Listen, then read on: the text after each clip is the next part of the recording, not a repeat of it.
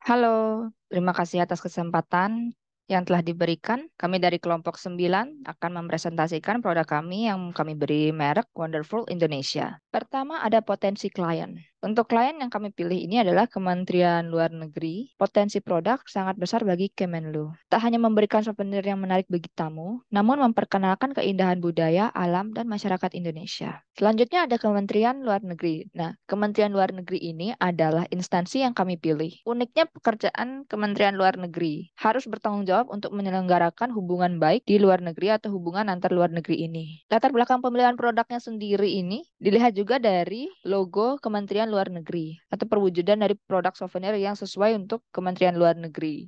Untuk konsep produk yang kami usung adalah produk yang berupaya untuk melindungi dan memperbaiki dunia, di mana dunia saat ini memerlukan perubahan besar dalam gaya hidup, terutama dalam pola produksi dan konsumsi. Kalimat ini kami ambil dari ensiklik Laudato Si. Untuk konsep besarnya yaitu beauty from nature, yaitu bagaimana keindahan dari alam dapat kita manfaatkan dengan baik. Untuk tentang produknya sendiri, kami terinspirasi dari kotak packaging. Kemudian kita melangkah ke analisis SWOT. Yang pertama di internal terdapat strength dan weakness atau kekuatan dan kelemahan. Yang kekuatannya sendiri yaitu fungsional, portable, dan berdasarkan budaya lokal. Kemudian kelemahannya yaitu kompetitor cukup banyak, adanya produk lain yang lebih tahan lama, adanya produk dengan harga yang lebih murah. Kemudian di bagian eksternal terdapat opportunities dan threats atau peluang dan ancaman. Peluangnya sendiri yaitu bahan mudah didapat, ramah lingkungan, biaya produksi rendah. Kemudian ancamannya yaitu barang mudah ditiru, mudah terlupakan, dan desain sangat umum untuk digunakan. Kemudian strategi memanfaatkan peluang melalui kekuatan. Yang pertama itu harga yang terjangkau, kedua secara tidak langsung mengurangi limbah dan praktis, dan ketiga memaksimalkan potensi kerajinan daerah. Kemudian strategi memanfaatkan peluang meminimalkan kelemahan, yaitu yang pertama proses produksi dapat terus dilakukan atau tidak seasonal. Yang kedua, produk diberikan zat kimia dan lapisan khusus untuk meningkatkan masa pakai. Yang ketiga, menyasar pasar high-end yang mementingkan estetika namun juga fungsional. Kemudian, strategi mencegah ancaman melalui kekuatan.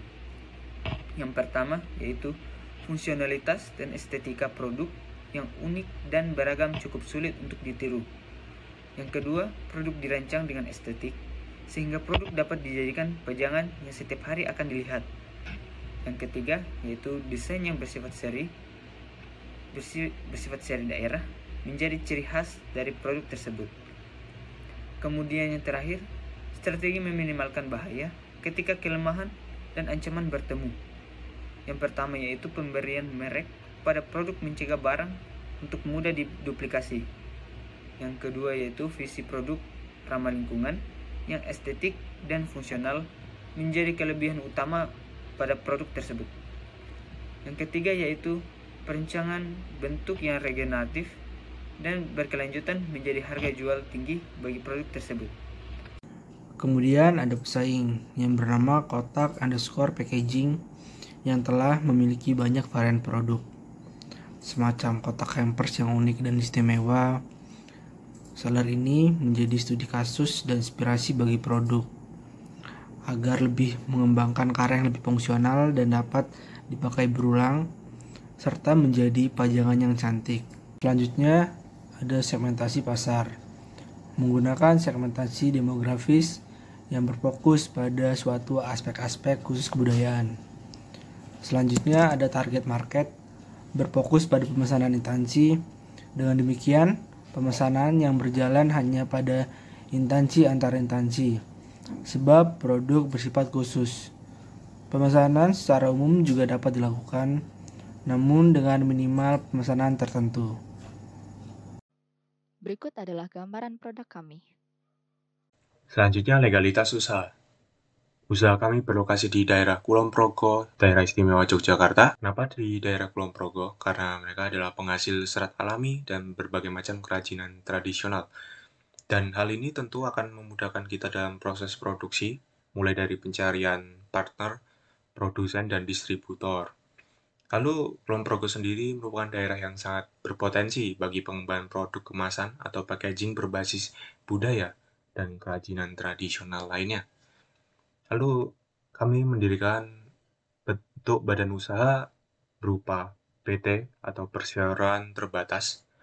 Kenapa sih memilih ini? Karena dapat memulai usaha dengan modal yang tidak terlalu besar, lalu menggunakan sistem partnership dengan usaha yang lainnya, lalu memudahkan koneksi antar supplier, distributor besar lainnya, dengan segmentasi target market secara global. Nah, lalu kita dampak usaha melihat dari 4 aspek.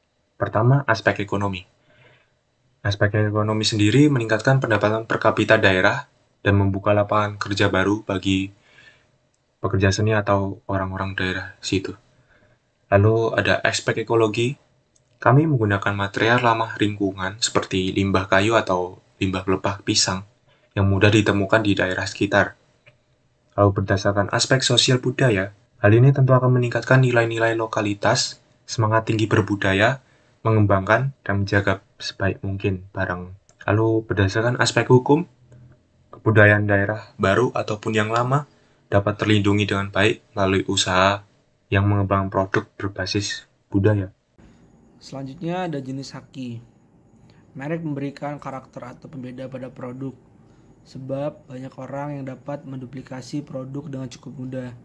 Maka merek menjadi hak kekayaan intelektual yang tepat untuk digunakan pada produk kerajinan ini.